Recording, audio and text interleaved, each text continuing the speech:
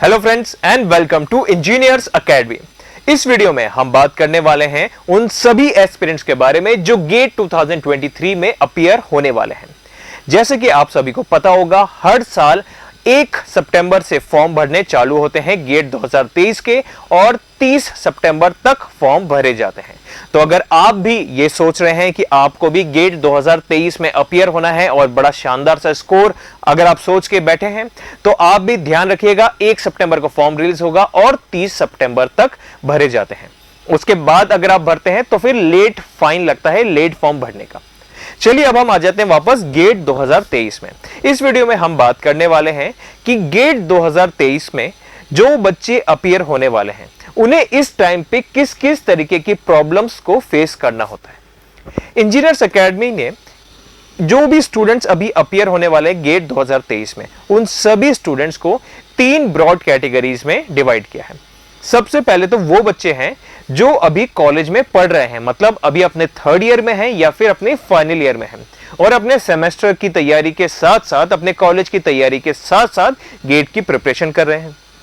Second, वो students हैं जो अब पास आउट हो चुके हैं लेकिन उन्होंने 1 साल और दिया है ताकि वो प्रॉपरली अच्छे से डेडिकेटेड तैयारी कर सकें अपने गेट के एग्जाम की। और थर्ड कैटेगरी के वो स्टूडेंट्स हैं जिन्होंने कॉलेज के प्लेसमेंट में या फिर किसी भी तरीके से जुगाड़ लगाकर अपना जॉब स्टार्ट कर दिया है और वो जॉब के साथ साथ थोड़ा थोड़ा टाइम निकालते हैं और अपनी प्रिपरेशन कंटिन्यू करते जा रहे हैं ताकि वो अगले साल 2023 का गेट दे सकें और बहुत ही शानदार स्कोर के साथ क्वालिफाई कर सकें। तो अगर आप भी इन तीनों में से किसी भी कैटेगरी में आते हैं तो ये वीडियो है खास आपके लिए। ध्यान से देखिएगा, इस वीडियो में आप इस समय में जो भी प्रॉब्लम फेस कर रहे होंगे उस प्रॉब्लम का समाधान इंजीनियर्स एकेडमी यहां पे करने वाला है। देखिए दोस्तों, सबसे पहले हम बात करते हैं उन स्टूडेंट्स की जो अभी कॉलेज में हैं, उसके बाद हम बात करेंगे जो पास आउट हो गए हैं और उसके बाद हम बात करेंगे जो जॉब कर रहे हैं। जो बच्चे अभी कॉलेज में हैं उन्हें किस तरीके की प्रॉब्लम्स का फेस करना पड़ रहा है गेट की तैयारी के दौरान। काफी सारे बच्चों से हमें यह सुनने को मिलता है कि सर उनका कोई प्रॉपर प्लानिंग नहीं है, वो एक स्ट्रेटेजी नहीं बना पा रहे हैं। तो सबसे कॉमन प्रॉब्लम जो कॉलेज के बच्चों के साथ मिलती है वो है कि सर प्लानिंग कैसे करें, कॉलेज के सेमेस्टर के साथ कैसे करें, कॉलेज के असाइनमेंट्स को कैसे मैनेज करें, कॉलेज के जो शेड्यूल है, जो करिकुलम चल रहा है उसके साथ साथ ये एक्स्ट्रा गेट की तैयारी कैसे करें, इसके साथ एक टाइम टेबल कैसे बनाएं। ये एक कॉमन दिक्कत मिलती है। साथ ही साथ कि सर टाइम कहाँ है, हम सेमेस्टर का पढ़ें या असाइनमेंट बनाएं या फिर प्रैक्टिकल्स अटेंड करें या फिर क्या करें, ये भी इशू होगा।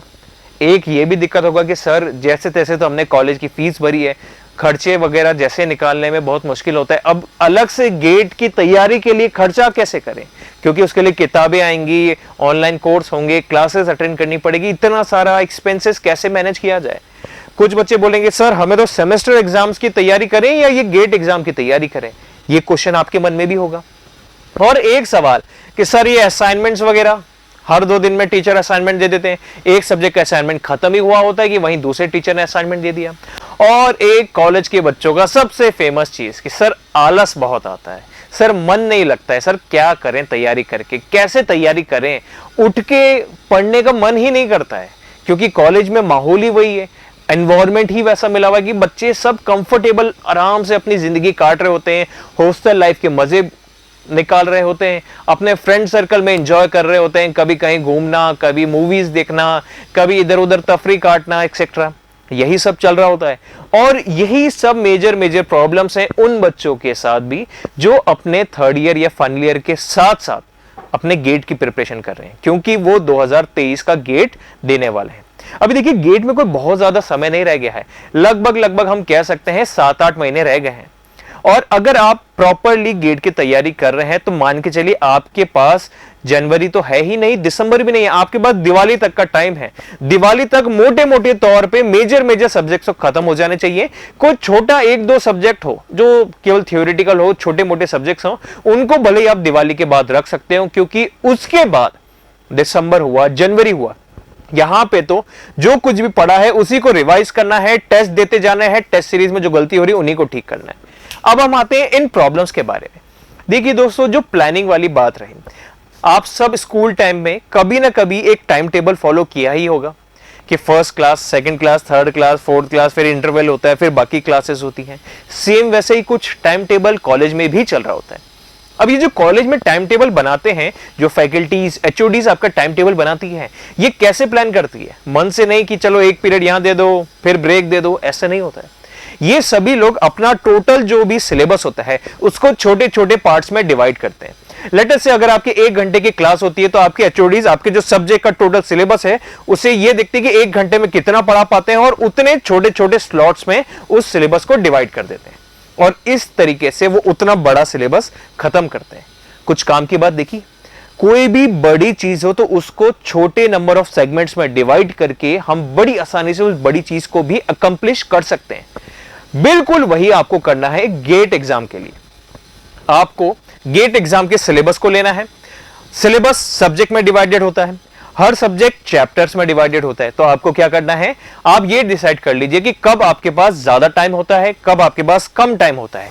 और ये जो 2 मेजर प्रॉब्लम्स है, सेमेस्टर एग्जाम्स और असाइनमेंट्स, इनके साथ में लेके प्लानिंग कीजिए। साथ में ये भी देखिए, जब आपके सेमेस्टर एग्जाम चल रहे होंगे तब ऑब्वियसली आप और कुछ नहीं पढ़ेंगे, लेकिन जब इमीडिएटली सेमेस्टर एग्जाम खत्म होते हैं तो कोई बहुत ज्यादा वर्कलोड भी नहीं होता, इमीडिएट असाइनमेंट्स भी नहीं आते हैं, तो 2-5 दिन, 1 हफ्ता में खाली मिलता है। तो ये जो बीच बीच के चंक्स ऑफ स्लॉट मिल रहे हैं, बीच बीच के स्लॉट्स मिल रहे हैं हमें, खाली स्लॉट, इन खाली स्लॉट को जिसने दिमाग से यूज किया, जिसने सबसे बेस्ट तरीके से यूज किया, ये वही बच्चे होते हैं जो गेट में बहुत बढ़िया रैंक लेके आते हैं कॉलेज के साथ साथ। आपने देखा होगा कि कॉलेज में कुछ बच्चे बिल्कुल रिलैक्स रहते हैं लेकिन गेट के लिए चुपके चुपके तैयारी कर रहे होते हैं कमरे में बैठ के, और यही बच्चे होते हैं जो गेट में बहुत बढ़िया रैंक लाएंगे कॉलेज की पढ़ाई के साथ साथ। ये लोग कैसे मैनेज करते हैं? ये लोग बिल्कुल इसी तरीके से अपने कंप्लीट सिलेबस को छोटे छोटे स्लॉट्स में डिवाइड करते हैं। और जैसे कि आपको पता ही होगा, गेट एग्जाम स्मार्ट स्टडी से क्लियर होगा। स्मार्ट स्टडी से यहां मार्क्स आएंगे। अगर आप अननेसेसरी रिगरस हार्डवर्क करेंगे विदाउट यूजिंग एनी ब्रेन, उसका रिजल्ट नहीं आता। हमें यह करना है कि जो टॉपिक्स ज्यादा पूछे जाते हैं गेट पे, उन टॉपिक्स पे ज्यादा ध्यान देना है, और जो टॉपिक्स बिल्कुल नहीं पूछे जाते वो टॉपिक्स पे कम ध्यान देना है। बट ये पता कैसे चलेगा कौन सा टॉपिक पूछा जाता है ज्यादा? तो दोस्तों, इसका जवाब है previous year questions. Previous year questions लगाते ही इसीलिए ताकि हमें आइडिया हो जाए कि किसी भी एक सब्जेक्ट से कौन सा टॉपिक बहुत फ्रीक्वेंट पूछा गया है हर 1-2 साल में। ठीक है, ये तो हुई आपकी प्लानिंग वाली बात, सेमेस्टर वाली बात, असाइनमेंट्स वाली बात, आलस वाली बात। अब बात रही आपके टाइम और मनी। टाइम वाली बात जैसे मैंने आपको बताया कि आप पहले ही देख लीजिए कि कब आपके पास ज्यादा फ्री टाइम मिलता है, जब कोई असाइनमेंट नहीं है, कुछ एक्स्ट्रा काम नहीं है, और कब हमारे पास कम टाइम है। जब हमारे पास 2-3 असाइनमेंट्स करने हो तब तो हमें पता है कि हमें एक टाइम देना पड़ेगा, लेकिन जब हमें पता है कि आज हमारे पास कोई असाइनमेंट नहीं है, एग्जाम भी अभी काफी दूर है, तो वो दिन या फिर वो शाम या वो पूरी रात हम यूटिलाइज कर सकते हैं अपने गेट की प्रिपरेशन में। तो कॉलेज गोइंग स्टूडेंट्स इस तरीके से बीच बीच में स्मॉल चंक्स ऑफ टाइम को ढूंढें और उस टाइम को बहुत ही इफेक्टिवली, फुल्ली फोकस, डेडिकेशन के साथ पढ़ाई करके अपने गेट की प्रिपरेशन को जारी रखें। और ऐसा भी नहीं कि कॉलेज स्टूडेंट्स को सारा का सारे सब्जेक्ट्स करने हैं। मैं तो ये प्रेफर करूंगा कि अगर आप कॉलेज गोइंग स्टूडेंट हैं तो इंपॉर्टेंट जो सब्जेक्ट्स हैं, जहां पे 70 मार्क्स का जो टेक्निकल क्वेश्चन पेपर होता है गेट का, उस 70 में से 40-50 मार्क्स का जो पेपर मेजर सब्जेक्ट से आ रहा है, वो 40-50 मार्क्स के सब्जेक्ट्स को बहुत बढ़िया से प्रिपेयर कर लीजिए। ठीक है, प्लस जो सब्जेक्ट आपको बहुत अच्छा लगता है, जिसमें आपकी कमांड बहुत अच्छी है, उस सब्जेक्ट को आप ऑलरेडी इंटरेस्ट के साथ ही पढ़ेंगे क्योंकि वहां पे आपको इंटरेस्ट पहले से आता है। तो कॉलेज गोइंग स्टूडेंट्स इस तरीके से अपने टाइम को यूटिलाइज कर सकते हैं। बीच बीच में जो फ्री टाइम है उनको लेके अपनी गेट की प्रिपरेशन कर सकते हैं। इसके अलावा भी कोई दिक्कत आए तो आप हमें कॉल करके डायरेक्ट पूछ सकें। एक और चीज, ये जो बहुत बड़ा जो इश्यू है कि सर पैसे कैसे मैनेज करें, ये वाली चीज हम लास्ट में डिस्कस करने वाले हैं, जहां पे इंजीनियर्स एकेडमी आपकी स्पेशली कॉलेज गोइंग स्टूडेंट्स की यहां पे कुछ मदद भी करेगा। नेक्स्ट, अब जो कॉलेज गोइंग बच्चे के बाद हम बात करने वाले हैं जो है जॉब वाले बच्चे, मतलब जिन्होंने कॉलेज से कोई प्लेसमेंट ले लिया या फिर जुगाड़ वगैरह से, अपने लिंक से, कॉन्टैक्ट से अपनी जॉब स्टार्ट कर दी है, और वो जॉब स्टार्ट करने के बाद उन्हें कुछ टाइम हो गया है। तो जॉब में जाने के बाद या तो वैसे बच्चे कि उन्हें लग रहा है कि हमें जॉब में ज्यादा सेटिस्फेक्शन नहीं मिलेगा या स्टेबिलिटी नहीं मिलेगी, हमें एमटेक करना है आईआईटी से, हमें आईआईटी का टैग लेना है या फिर हमें पीएसयू में प्लेस्ड होना है, इस तरीके के आपके मन में जब भी कोई क्वेश्चन आए तो क्या होता है, आपको प्रिपरेशन स्टार्ट कर देनी है। बात आती है कि जॉब के साथ प्रिपरेशन स्टार्ट करने में बहुत दिक्कतें हैं, जैसे कि अब जॉब के साथ आप जब प्रिपरेशन कर रहे हैं, वापस इशू, सर प्लानिंग कैसे करें, तैयारी शुरू कैसे करें? तो दोस्तों इसका जवाब भी यही है, गेट के सिलेबस को छोटे छोटे चंक्स में, छोटे छोटे सेगमेंट्स में आप डिवाइड करें और उसके हिसाब से आपके फ्री टाइम की जो अवेलेबिलिटी है उसके हिसाब से आप प्लान करें कि कब कौन सा सब्जेक्ट पढ़ना है, कितने दिन में कौन सा सब्जेक्ट खत्म होना है, यह भी आपको पता होना चाहिए। साथ ही साथ यह सब्जेक्ट ज्यादा बड़ा है तो इसको ज्यादा दिन दें, यह सब्जेक्ट छोटा है, इजी है तो कम दिन दें। इस तरीके से एक टाइम टेबल बना दो अपने हर एक महीने का और नेक्स्ट एक हफ्ते पे स्टिक हो जाओ। टाइम टेबल बनाओ एक महीने का, लेकिन आपको स्टिक करना है अगले एक हफ्ते तक कि ये एक हफ्ते का बस मेरे को बहुत बढ़िया से फॉलो करना है टाइम टेबल। फिर अगला हफ्ता आए, अब ये एक हफ्ते का, और इस एक एक हफ्ते के सेगमेंट से आपका एक महीने का शेड्यूल फॉलो हो जाएगा। ओके, नेक्स्ट मैं डिस्कस करना चाहूंगा एक बहुत बड़ा सा इश्यू जो जॉब वाले बच्चों के साथ आता है, वो ये कि सर ऑफिस वर्क कैसे मैनेज करें। देखिए दोस्तों, आपका जॉब 8 घंटे, 9 घंटे, 10 घंटे का होगा। कुछ बच्चे कहते हैं कि सर जॉब तो है लेकिन हमारे साथ आने जाने में भी काफी टाइम वेस्ट हो जाता है। तो दोस्तों मैं रफली मान लेता हूं कि 12 घंटे में आपका जॉब, आना जाना, खाना पीना एक्सेट्रा हो गया। अब जो रिमेनिंग 12 घंटे बचे हुए हैं उसमें आपको सोना भी है, नहाना धोना, एक्स्ट्रा एक्टिविटीज भी हो जाती है। लेकिन अगर आप दिन भर में 2 से 3 घंटा डेडिकेटेड निकाल सकते हैं, डेडिकेटेड मतलब कि अगर मैं 2 घंटा पढ़ रहा हूं तो ये 2 घंटा मुझे कोई डिस्टर्बेंस नहीं होगा, ना ही मेरे मोबाइल में कोई फोन आएगा, ना ही मुझे कोई बुलाएगा, ना ही मैं कहीं जाऊंगा, ना ही मैं कहीं और ध्यान डालूंगा। सिर्फ और सिर्फ किताबों पे मैं अपनी थ्योरी पढ़ूंगा, क्वेश्चंस लगाते जाऊंगा, वीडियो लेक्चर्स देखूंगा, सिर्फ ये करना है। अगर मैं रोज 2 से 3 घंटा भी निकाल पा रहा हूं, लेकिन कंसिस्टेंटली निकाल पा रहा हूं, तो भी एक महीने में आपके पास कितने घंटे हो गए? 90 घंटे हो जाएंगे दोस्तों। 3 घंटा रोज का एक महीना तक, 90 आवर्स आप एक महीने तक निकाल सकते हैं। और अगर आपके पास 5 महीने भी हैं तो 5 महीने भी आप 450 घंटे निकाल पा रहे हैं। एंड दोस्तों किसी से भी पूछ लीजिए, अगर आप 450 घंटे फुल्ली डेडिकेटेड होके पढ़ रहे हैं, क्वेश्चंस लगा रहे हैं, टेस्ट सीरीज दे रहे हैं, टेस्ट सीरीज में जो गलत हो रहा है उसको इंप्रूव कर रहे हैं, रिवीजन कर रहे हैं, फिर और क्वेश्चंस लगा रहे हैं, ये करते जा रहे हैं, अगर आप 450 घंटे, गेट में बहुत शानदार रैंक आने से आपको कोई नहीं रोक पाएगा। तो अगर आप जॉब भी करते हैं तो भी अपना एक टाइम निकाल लीजिए कि रोज मुझे 3 घंटा पढ़ना है, इतनी बजे पढ़ूंगा, इतनी बजे ब्रेक लूंगा, इतनी बजे अटकूंगा। जैसे अगर आप रात को 8 बजे भी फ्री होते हैं तो कोशिश कीजिए 8 से 11:30 बजे तक पढ़ेंगे आप, 15-15 मिनट के बीच में ब्रेक ले लीजिए, या अगर ब्रेक थोड़े ज्यादा भी ले रहे हो तो टाइम थोड़ा आगे बढ़ा दीजिए, लेकिन क्वालिटी 3 घंटा तो पढ़ाई होनी चाहिए। और मुझे नहीं लगता 3 घंटा किसी के पास भी नहीं होंगे। 3 घंटा तो जॉब करने वाले बच्चे भी कहीं से मैनेज कर लेते हैं, इससे ज्यादा मैनेज करेंगे 4 घंटे या 5 घंटे तो बहुत ही बढ़िया बात है दोस्तों। तो ध्यान रखिए, अगर आप जॉब भी करते हैं तो वही प्लानिंग के साथ अपना एक शेड्यूल बनाइए, टाइम टेबल बनाइए कि कैसे जब ऑफिस का लोड ज्यादा हो तब आप उस 1 दिन के लिए, 2 दिन के लिए गैप लगा सकते हैं। जब ऑफिस का वर्क नहीं है, घर पे रिलैक्स्ड हैं, तब आप वापस माइंड को कंसंट्रेट कर सकते हैं अपनी किताबों पे। तो जॉब वाले बच्चों के पास भी ऑप्शन होता है गेट की तैयारी बड़े शानदार तरीके से करने का। लास्ट मैं डिस्कस करना चाहूंगा जो बच्चे पास आउट हैं। अब उनके पास टाइम की तो कोई कमी नहीं है क्योंकि पास आउट हो चुके हैं, ना सेमेस्टर है ना जॉब। सुबह से लेकर शाम तक हम जहां पे भी पढ़ रहे हैं, चाहे वो घर हो या फिर दूसरी सिटी में रूम पे या लाइब्रेरी में, हमारे पास पूरा ही दिन है सिर्फ पढ़ाई करने का। तो जो बच्चे पास आउट होकर प्रिपरेशन कर रहे हैं उनके पास टाइम की कमी नहीं है, उनके पास कमी है या तो प्लानिंग की, या मनी की, या फिर डेडिकेशन की कमी मिलती है, जो कि आलस के फॉर्म में दिखता है। तो दोस्तों जिनको भी आलस आ रहा हो, याद रखिए आलस किसी न किसी वजह से आ रहा है।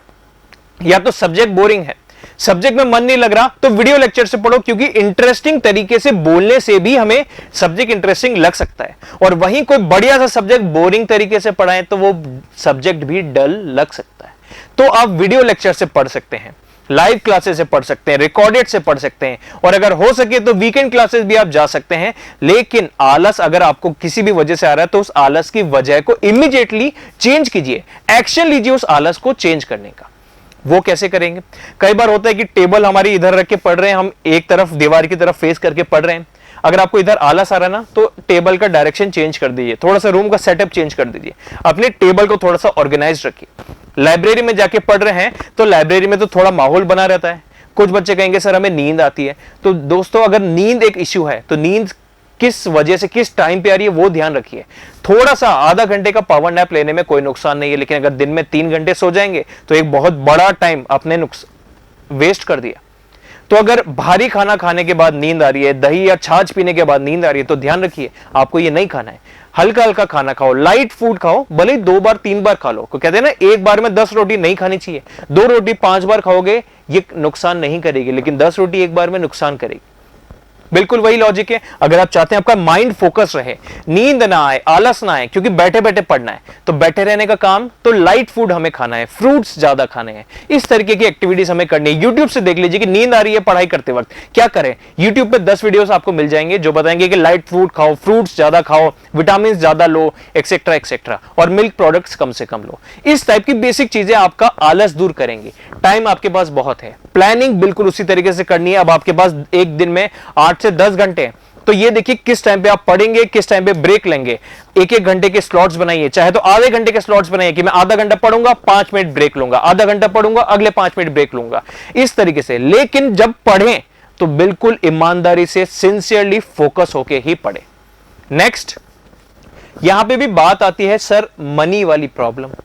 पैसे तो सभी के लिए इश्यू है, चाहे वो जॉब कर रहे हो उनके लिए भी पैसा इश्यू है, कॉलेज में हो तो भी पैसा इश्यू है, और अगर कॉलेज के बाद पढ़ रहे हो तब तो बहुत बड़ा इश्यू है कि सर घर वाले जैसे तैसे तो हमें थोड़ा बहुत मैनेज करके लाइब्रेरी का हम दे पा रहे हैं, बुक्स जैसे तैसे दोस्तों से ले ली, पुरानी बुक्स ले ली, पैसे कैसे मैनेज करें। तो दोस्तों अगर ये जो बड़ी प्रॉब्लम आपके पास आ रही है कि पैसा नहीं है, तो यहां पे इंजीनियर्स एकेडमी आपकी मदद के लिए आया है। आप सब, अगर आपको यह इश्यू है कि सर पैसा ही बस इश्यू है वरना मैं तैयारी करना चाहता हूं, अगर आप सिंसियर हैं, अगर आप डेडिकेशन दिखा सकते हैं, अगर आप कह रहे हैं कि मैं तैयारी करना चाहता हूं, मैं गेट 2023 निकालना चाहता हूं, लेकिन सिर्फ पैसे की वजह से अगर मुझे दिक्कत आ रही है, तो आप इस नंबर पे कॉल करें। इंजीनियर्स एकेडमी आपको हेल्प करने को तैयार है। ठीक है, मनी कभी कोई इश्यू नहीं होना चाहिए। अगर सिर्फ पैसा आपकी सक्सेस में एक बर्डन बना हुआ है, तो इंजीनियर्स एकेडमी आपको ये वाला बैरियर, ये वाला बर्डन दूर करेगी, और बिल्कुल आप लग जाइए अपनी तैयारी में किसी भी तरीके से। कि हमें ऑनलाइन कोर्सेस महंगे होते हैं आजकल, जैसे कि आपने देखा ही होगा, ऑनलाइन कोर्सेज इतने अलग अलग इंस्टीट्यूट्स के अलग अलग प्राइसेस में मिलते हैं। ऑफलाइन क्लासेस भी थोड़ी कॉस्टली होती हैं। अगर आप कोई भी मनी से रिलेटेड प्रॉब्लम आ रही है ऑनलाइन कोर्सेज में, ऑफलाइन कोर्सेज में, रिकॉर्डेड लेक्चर्स में, लाइव क्लासेस में, तो आप इस नंबर पे, जो स्क्रीन पर नंबर है, इस नंबर पे कॉल कर सकते हैं और आपकी यह समस्या भी दूर की जाएगी। अब इसके अलावा अगर कोई इश्यू है, जैसे आप सबके मन में आएगा कि सर हम पढ़ना तो चाहते हैं लेकिन हम कहां से पढ़ें, ऑनलाइन लेक्चर्स लेना चाहते हैं, लाइव लें या रिकॉर्डेड, किसका फायदा ज्यादा है, या फिर लाइव कहां से लें, रिकॉर्डेड कहां से लें। इस टाइप से कोई भी और क्वेश्चन आ रहा हो, कोई भी और सवाल हो, या कोई भी और प्रॉब्लम हो, चाहे आप कॉलेज के स्टूडेंट हो या पास आउट स्टूडेंट हो या फिर आप अभी जॉब कर रहे हो, आपकी ये तीनों कैटेगरी के स्टूडेंट्स की समस्या दूर करेगा इंजीनियर्स एकेडमी। कैसे? इस नंबर पे कॉल कीजिए, आपकी जो भी प्रॉब्लम होगी उसको सॉल्व किया जाएगा। आपकी जो भी क्वेरी होगी कि सर प्लानिंग कैसे करें, टाइम टेबल कैसे बनाएं, स्ट्रेटेजी कैसे बनाएं, ये सारी समस्या हम दूर करेंगे। कैसे? कॉल करिए इस नंबर पे। ठीक है, इसके अलावा अगर आपको कोई भी और डाउट हो, आप कमेंट करके भी पूछ सकते हैं। कोई भी ऑनलाइन कोर्स के बारे में क्वेरी हो, किसी भी एग्जाम की प्रिपरेशन में आपको कोई दिक्कत आ रही हो, तो भी आप कॉल कर सकते हैं या कमेंट करके भी पूछ सकते हैं। तो चलिए माय डियर फ्रेंड्स, चेहरे पे मुस्कान बनाए रखिए और एक पॉजिटिव एटीट्यूड, एक पॉजिटिव वाइब के साथ इंजीनियर्स एकेडमी से जुड़े रहिए। Thank you and have a nice day. If you really like the video, please hit the like button and share the video, subscribe to our YouTube channel and press the bell icon for the latest updates. Thank you.